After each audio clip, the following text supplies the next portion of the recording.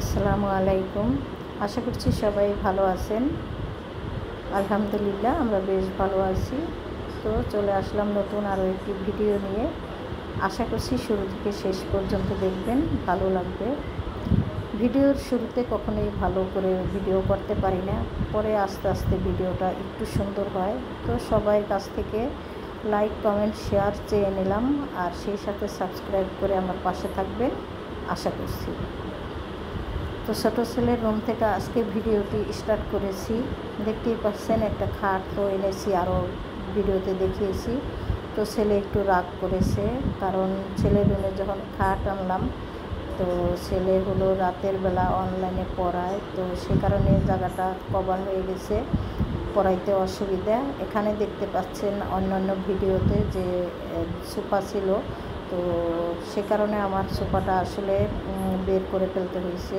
আর এই যে সাদা দেখতে পাচ্ছেন, এটা কিন্তু আসলে একটা বোর্ড লাগানো বড় করে, যেহেতু অনলাইনে পড়ায়, তো একটা বোর্ডের প্রয়োজন, তো সে কারণে বোর্ডটা কিন্তু এখানে লাগিয়ে নিয়েছে আমার ছেলে।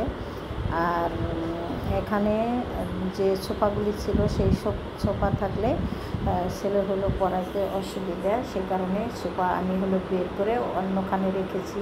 তো কোথায় রেখেছি সেগুলো আপনাদের সাথে শেয়ার করব।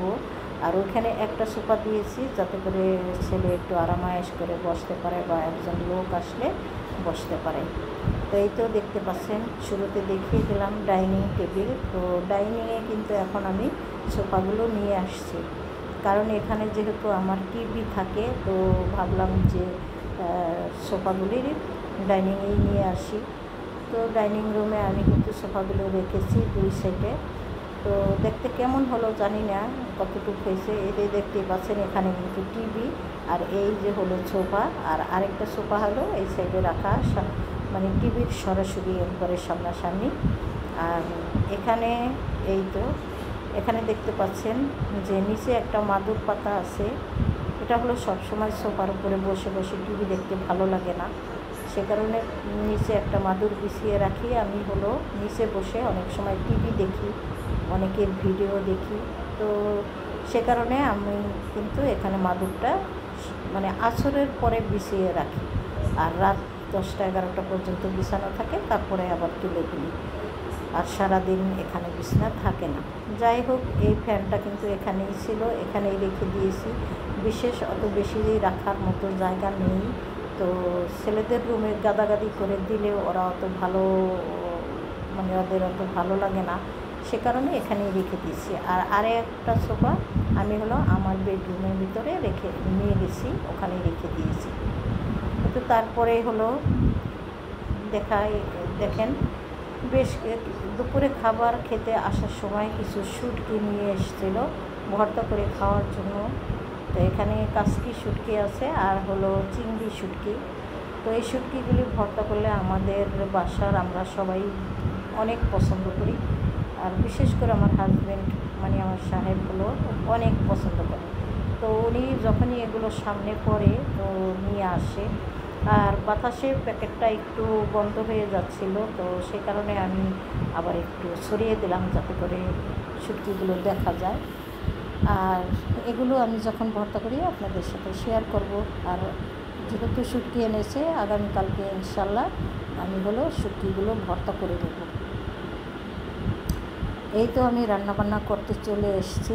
রান্নাবান্না চেয়েছিলাম যে আগামীকালকে ভর্তাগুলো করব, কিন্তু ভর্তাগুলো আজকেই করব, রেডি করে নিলাম, কারণ ভর্তা দিয়ে নাকি ভাত খাবে সে আজকে। তো ভাবলাম ভর্তাগুলো করেই নিই। প্রথমে ডাল ঘন করে রান্না করে নিলাম, সেই সাথে হলো আমি মিষ্টি কুমড়া চাক করে ভাজা করে নিয়েছি, যাতে করে এমনি ভর্তা দিয়ে খাওয়া যায়। একটু মরিচ বাটাও করে রাখবো। এই যে দেখতেই পাচ্ছেন কুমড়া, আমি এভাবে কারা মিষ্টি কুমড়া ভাজা খান কমেন্টস করে জানাতে পারেন। আর এইভাবে মিষ্টি কুমড়া ভাজা করে খেলে কিন্তু ভীষণ ভালো লাগে, আমাদের কাছে তো ভালো লাগে, জানি না কারা পছন্দ করেন বা করেন না। যারা করেন না তারা তো খাবেনই না, আর যারা পছন্দ করেন না তারা একবার খেয়ে দেখেন, অবশ্যই ভালো লাগবে। এই তো দেখতেই পাচ্ছেন চাক করে একদম সুন্দর করে আমি ভেজে নিয়েছি। তো আরও কিছু ভাজাভাজি করব আপনাদের সাথে সেগুলো শেয়ার করব। এখানে আমি কিন্তু চিংড়ি শুটকিগুলো ভেজে নিচ্ছি। তো চিংড়ি শুটকি দিয়ে আজকে হলো একটা ভর্তা তৈরি করব, মজাদার ভর্তা, খেতে খুবই সুস্বাদু হয়। আর আপনারা যারা চিংড়ি ভর্তা তৈরি করতে পারেন না তারা আজকে দেখে নিতে পারেন, বা যদি বলেন তাহলে আমি বানিয়েও আগামী ভিডিওতে দেখিয়ে দিতে পারি। তো এই তো দেখতেই পাচ্ছেন কিছু বেগুনে ভেজে নিচ্ছি। যেহেতু আজকে ভর্তা দিয়ে ভাত খাবো, তো অনেক রকমের ভাজা পোড়া থাকলে ভালো হয়, সে কারণেই বেগুনগুলো আমি ভেজে নিলাম। আর বেগুনিগুলো কিন্তু খুবই মুচমুচে হয়েছিল, খেতে ভীষণ ভালো হয়েছিল। আর ছোট ছোট বেলে মাছ ছিল, ভাবলাম মুচমুচা ভাজা করে নিই, আর সেই সাথে দুটো চিকেন ভাজা করে দিব। তো সে ভাজা আপনাদের সাথে শেয়ার করতে পারবো না, পরবর্তীতে দেখিয়ে দিব ইনশাল্লাহ। যাই হোক, এখানে কিন্তু আমার বেলে মাছগুলো ভাজা হয়ে গেল। আর আজকে বানাবো হলো আমি কালো জিরে ভর্তা। 2-3 রকমের ভর্তা থাকবে আজকে আমাদের খাবারে। তো এই তো দেখতে পাচ্ছেন সম্পূর্ণ ভর্তা বানিয়ে আমি কিন্তু আপনাদের সাথে শেয়ার করতে চলে আসছি। এখানে দেখতেই পাচ্ছেন 3 ধরনের ভাজা পোড়া আছে, 3 রকমের ভর্তা আছে, সাথে একটা ডিম ভাজা আর লেগ পিস ফ্রাই করা আছে এখানে। তো দেখিয়ে দিলাম, ভিডিওর শেষ পর্যায়ে চলে আসছি। আপনাদের কাছ থেকে বিদায় নেব। ভুল ত্রুটি ক্ষমা সুন্দর দৃষ্টিতেই দেখবেন আশা করছি। ভালো থাকেন, সুস্থ থাকেন। আল্লাহ হাফেজ। আসসালামু আলাইকুম।